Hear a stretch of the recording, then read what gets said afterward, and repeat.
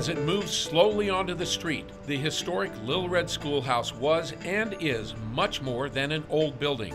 It's an iconic symbol of the history of Bullhead City and the region, a history of pioneering traditions and tough people who needed education for their children and electricity to make their communities thrive.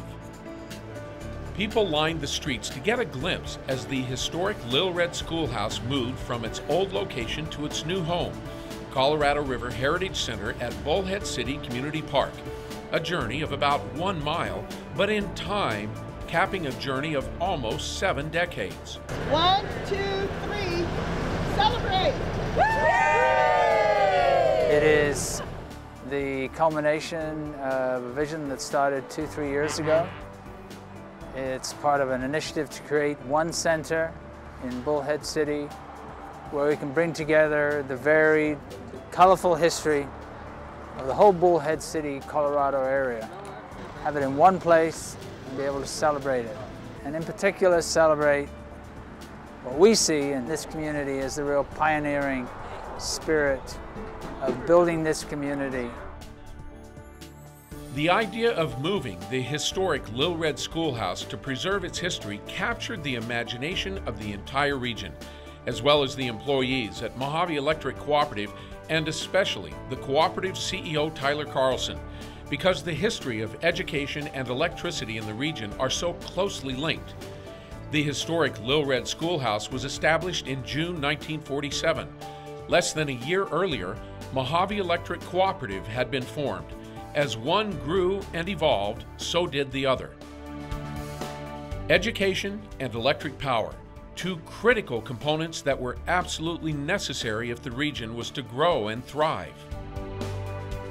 There was a group of folks that wanted to live in a community and have schools and have small businesses, and agriculture needed pumping. Those are the folks that decided that they needed power, and they weren't going to be served, meaning that the investor-owned utilities weren't going to serve them. So they decided to serve themselves. They got together, they put $5 in each for each member. They decided to create a member-owned cooperative, and they raised capital in order to buy lines and transformers and poles. And they themselves are the ones that put the system up, put it together in 1946. That's when Mohave Electric was started, and buildings like this were put into service in 1947, and I guess the rest is history. Of course, the area's rich history begins long before the founding of the historic Little Red Schoolhouse and Mohave Electric Cooperative, even beyond the Mohave Indians' first known contact with Spanish explorers in the early 1600s. But the history of the community, known today as Bullhead City, began with the frontier outpost known as Hardyville, founded in 1864 by William H. Hardy, that for almost 2 decades provided supplies to the frontier region through a trading post. It featured a ferry service and even a toll road to Prescott in central Arizona. In the early 1900s, the West was ripe for development and dams were being planned and built at a rapid pace. The river that cuts through this arid desert, the mighty Colorado, is slowed and tamed just above Bullhead City by Davis Dam, one of the early sources of power for the region. Davis Dam was started in 1942, but World War II put an early halt to the construction as men and materials shifted to the war effort. When the war ended, construction on the dam resumed. Workers once again moved to the area, and while the dam was being built, children of the workers went to school on the Nevada side of the river. The workers and their families also needed supplies and provisions, which spurred the growth of Bullhead City, and that in turn led to the need for another schoolhouse for those children, the historic Little Red Schoolhouse. It was in those years, after Robert Dell's family moved to the area, that Dell, then 12, started attending classes in the historic Little Red Schoolhouse. Dell is one of the few old-timers who remembers what it was like to live without electricity, because he and his family lived on a farm without it before moving to Bullhead City. We had a potty out back, we had a pump in the front yard, and we had coal oil lamps. That changed, of course, when Dell and his family arrived in Bullhead City. They had electricity for their home, and Dell and his siblings had the historic Little Red Schoolhouse. There was two classes in it, and I was looking at the picture. There's about 24 students in 7th and 8th grade.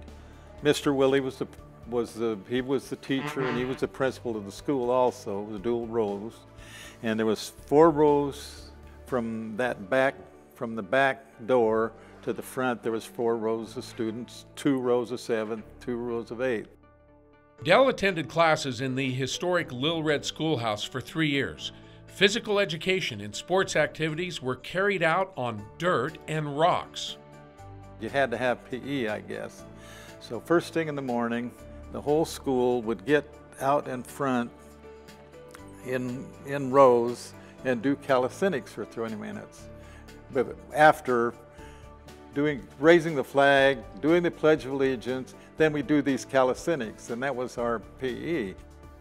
After PE, the students would file back into the schoolhouse. No frills. The chairs and desks were hardwood, books were shared and passed around from class to class, but there were plenty of National Geographic magazines. Big blackboard up front. I can remember a bookshelf to one side, and the teacher, Mr. Willie, had tons of National Geographic from years back into the 20s. In those days, no one would even think of getting out of line. Discipline at home and at the historic Little Red Schoolhouse was strict. I think discipline then was a matter that was taught at home, and I don't think there was very little disruption in classes and things. The teacher told you to do something, you did it. I think there's a lot of history here. Local historian Elsie Needles, president of the Colorado River Historical Society Museum, and an enthusiastic supporter for preserving the historic Little Red Schoolhouse, has come to appreciate the parallel history of Mohave Electric Cooperative and the role it played as members joined the cooperative and began transforming the farms, the businesses, industry, their homes, and of course, the historic Little Red Schoolhouse and all the schools to follow. To have electricity and, to be able to run pumps and bring in water for the schools, and everything is run on that. So it was real important. So important, she believes, that without Mohave Electric Cooperative and the power it brought, the area would have remained a dusty and isolated backwater. It couldn't have expanded the way it did. It had to be organized. It had to be someone that formed some way of, getting it out to who needed it. The development of Mohave Electric Cooperative allowed electricity to be brought to the members and the folks here. And certainly the level of development and the amount of development and the number of people here wouldn't be here without electricity. And I'm sure that electricity would eventually gotten here, but we certainly wouldn't be as advanced, as far along as what this area is today. And that includes Laughlin, that includes Bullhead City, and all throughout the valley. The early employees of Mohave Electric Cooperative were hard-working people with the pioneer spirit, and they used whatever was at hand to put in the poles and string the lines. Well, that early Western frontier spirit is what those folks used. They were basically really hardy folks. They lived without electricity. They decided somebody else was not going to serve them. They were going to serve themselves. They created the cooperative, and they just went out and did it. They did it themselves with their own hands.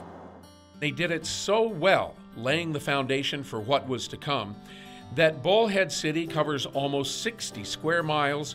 It and the surrounding area have become home to almost 70,000 people, more than 40,000 in the Bullhead City city limits alone. The Bullhead City Elementary School District has 4 elementary schools and 2 junior high schools, and 2 high schools are operated by the Colorado River Union High School District. There's a community college and a Bullhead City campus of Northern Arizona University. Quite an expansion from the days of the historic Little Red Schoolhouse. And Mohave Electric Cooperative has grown as well. When it was formed in 1946, it served 90 meters on 5 miles of line. Today, it serves more than 39,000 meters in Bullhead City and 6 other communities, over more than 1,500 miles of line. Its employees, from clerks to linemen, work day and night to provide reliable service, and the power it provides extends from the homes and businesses in the cities to the fields and the crops that grow because of the water that's brought from the depths of the earth by wells with electric pumps. I am very proud of the co-op model. Ellen Brown started at the co-op as a file clerk in 1984 and worked her way up to manage the co-op's billing functions. She said the spirit of the early residents who built the historic Little Red Schoolhouse and formed the co-op lives on in the co-op philosophy. The members are invested in the co-op, and being a member-owned utility, we work for the members. We're not out to make a buck. We are out to provide reliable service for our members, and that's our ultimate goal.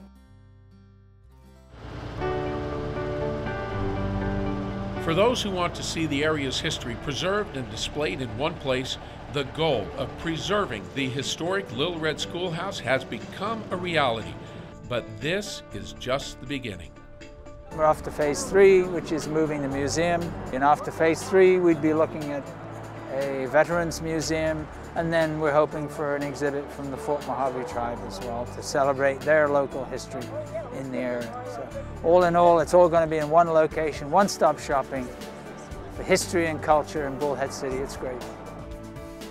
A part of that future will involve Mohave Electric Cooperative once again, as the co-op's renewable energy program provides the funding for a solar array, which will be placed on the park ramada and will eventually help power the historic Little Red Schoolhouse and other elements of the Colorado River Heritage Center. The historic Little Red Schoolhouse is now a permanent part of the area's history in a new home, but with the same mission, a mission to educate people about the past and the people who knew what had to be done to make this place on the river a home.